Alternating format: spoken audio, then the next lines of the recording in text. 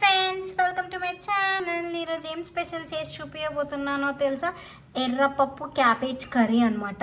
ఈ కర్రీ రైస్తో పాటు చపాతీకి కూడా చాలా బాగుంటుంది. సో ఇది ఎలా చేయాలో దానికి కావాల్సిన పదార్థాలు ఏంటో చూద్దాము రండి. ఎర్రపప్పుకి కావాల్సిన పదార్థాలు: క్యాబేజ్, ఒక 1/2 kg క్యాబేజ్ తీసుకొని మంచిగా సన్నగా చాప్ చేసి పెట్టుకున్నాను. ఒక చిన్న గ్లాసు ఎర్రపప్పు, ఒక చాప్ చేసి పెట్టుకున్న ఆనియన్, చాప్ చేసి పెట్టుకున్న పచ్చిమిర్చి, చిన్న అల్లం వెల్లిపాయ ముద్ద, ఉప్పు, కారం టేస్ట్కి తగినంతగా, కొబ్బరి పొడి ఒక 1 టేబుల్ స్పూన్ తీసుకున్నాను, కరివేపాకు, కొత్తిమీర, ఒక 2 టమాటోలు సన్నగా చాప్ చేసి పెట్టుకున్నాను. క్యాబేజ్ని కొన్ని హాట్ వాటర్లో వేసి ఇలా డ్రైన్ చేసి పెట్టేశాను అనమాట. సో ఎందుకు కడిగే బదులు ఇలా హాట్ వాటర్లో వేస్తే కొంచెం దుమ్ము ధూళి మురికి అన్నీ పోతాయని కొంచెం హాట్ వాటర్లో వేసి ఇలా జాలీలో డ్రైన్ చేసి పెట్టేశాను. కుక్కర్ తీసుకున్నాను. కుక్కర్లోకి నేను ఒక 1.5 టేబుల్ స్పూన్ ఆఫ్ ఆయిల్ వేస్తున్నాను. సో ఆయిల్ వేగాక మిగతావన్నీ వేసుకుందాము. సో కుక్కర్ ఎందుకు తీసుకున్నానంటే నేను క్యాబేజ్ 2 విజిల్స్ పెట్టేస్తే అయిపోతుంది, ఈజీగా కుక్ అయిపోతుంది అని కుక్కర్ తీసుకున్నాను. హీట్ అయిపోయిందనమాట. సో ఫస్ట్ పచ్చిమిర్చి వేస్తున్నాను. జస్ట్ 2 పచ్చిమిర్చిలు తీసి ఇలా మధ్యలో ఘాటు పెట్టాను. తర్వాత చాప్ చేసి పెట్టుకున్న ఆనియన్స్. మీ ఇష్టం, మీకు ఆనియన్స్ ఎలా అన్నా కట్ చేసుకోవచ్చు పొడుగ్గా.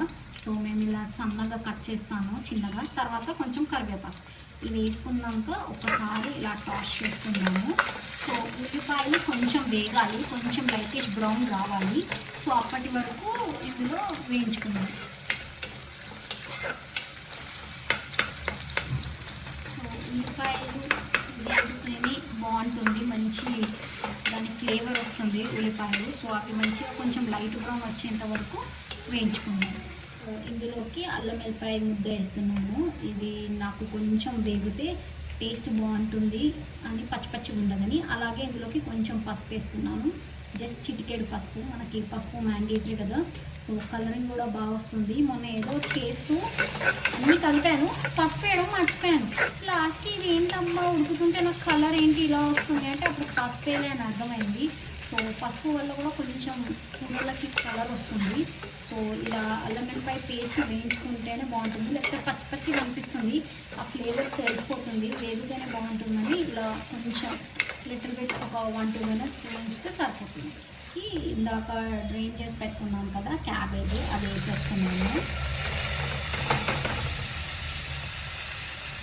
సో క్యాబేజ్ వేసేస్తున్నాను. వేసుకొని ఒక్కసారి టాస్ చేసుకొని తర్వాత మిగతా వేసుకున్నాను. సో జస్ట్ ఏంటంటే క్యాబేజ్ కలిపితే స్మెల్ వస్తుందని చాలామంది అంటారు కదా.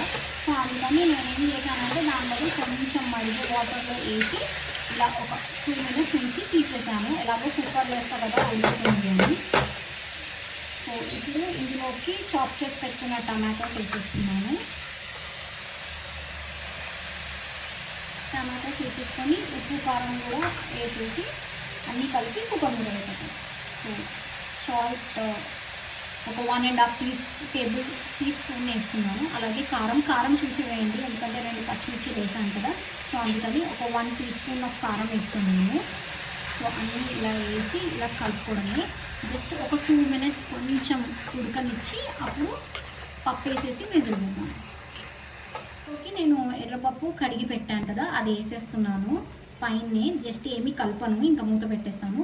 ఈ పప్పు మరీ ఫుల్ ఉడకాల్సిన అవసరం లేదు, మొత్తం లైట్గా ఒక 70% ఉడికితే సరిపోతుంది. మరీ ఉడికితే ఆ టేస్ట్ రాదు.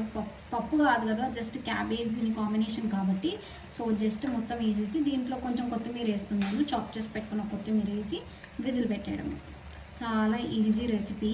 ఈ ఎర్రపప్పు చాలామంది తినరు, నేను కూడా ముందు తినకపోయేదాన్ని. కానీ మ్యారేజ్ అయ్యాక ఒకరోజు మా అత్తయ్య గుడ్డు వేసి ఎర్రపప్పుతో చేసింది, బాగుందన్నమాట. సో నేను అప్పటి నుంచి ఎర్రపప్పు తింటున్నాను. ఎర్రపప్పు నాన్ వెజ్ తినని వాళ్ళకి చాలా తెలుసు, చాలా ప్రోటీన్ ఎక్కువ ఉంటుంది. సో మటన్ ప్రోటీన్ ఉన్నంత దాంతో ఈక్వల్ అనమాట. సో అప్పుడప్పుడు ట్రై చేయవచ్చు. సో ఈ రెసిపీని ట్రై చేయండి క్యాబేజ్తోని. సో ఇప్పుడు నేను ఏం చేస్తానంటే నేను విజిల్ పెట్టేస్తున్నాను. ఒక 2 విజిల్స్ పెడితే సరిపోతుంది. సోలో ఇలా కుక్కర్ విజిల్ పెట్టి ఒకసారి విజిల్ చెక్ చేసుకొని కొంచెం మీడియం ఫ్లేమ్లో పెడుతున్నాను.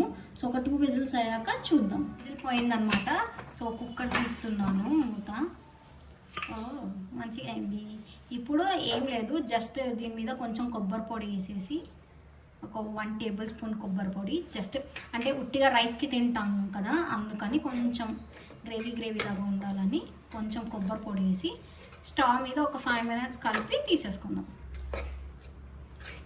కొబ్బరి పొడి వేసాను కదా, నాకు కొంచెం గ్రేవీ కావాలి, అందుకని ఒక హాఫ్ గ్లాస్ కూడా కాదు, చిన్న గ్లాస్ వాటర్ పోస్తున్నాను. ఒక 5 minutes ఇట్లా కొంచెం ఉడికిచ్చి తీసేసుకుందాం సర్వింగ్ బౌల్లోకి. ఫైనల్లీ క్యాబేజ్ ఎర్రపప్పు కర్రీ రెడీ అయిపోయింది. మీరు కూడా ఈ రెసిపీని ట్రై చేయండి, ఎలా ఉందో నాకు కామెంట్ సెక్షన్లో చెప్పండి. Thank you for watching and please to subscribe.